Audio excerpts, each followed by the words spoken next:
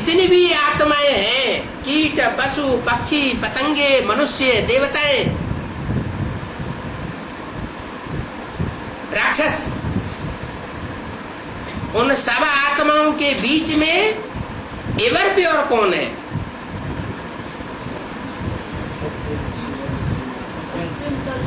Ever pure supreme soul कहा जाता है।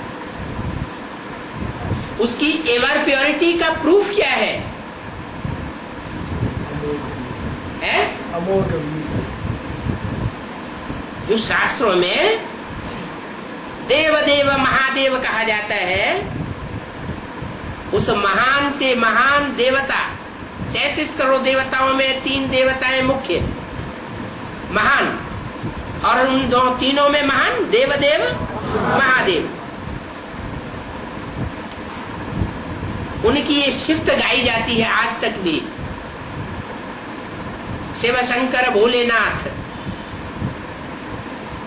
वो Shiv supreme soul ever purity की पावर उसमें प्रवेश करके संसार में ये साबित कर देती है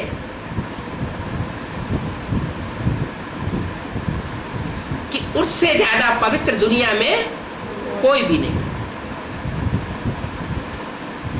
तो दुनिया में सबसे ज्यादा हिस्ट्री में पूजा किसकी दिखाई जाती है?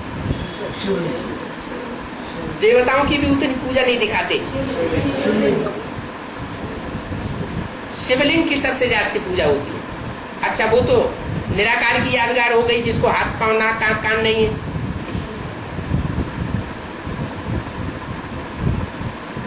जिन साकार शरीरधारियों के विग्रह बनते हैं, मूर्तियां बनती हैं, उन मूर्तियों में सबसे ज्यादा पूजा किसकी दिखाई जाती है? जैनियों में उसको कहते हैं तीर्थंकर, हिंदुओं में उसे कहते हैं शंकर, आदिदेव। तो वो मूर्तियां भारतवर्ष की खुदाइयों में ही नहीं मिली, सिंध है और जोधड़ो, हड़प्पा, लेकिन विदेशों की खुदाइयों में भी, ग्रीस में, मेसोपोटामिया, जो जमीन की खुदाइयां हुई हैं, उसमें वो मूर्तियां सबसे ज्यादा तादाद में मिली। इससे साबित होता है कि हजारों साल पहले उन मूर्तियों की पूजा होती थी।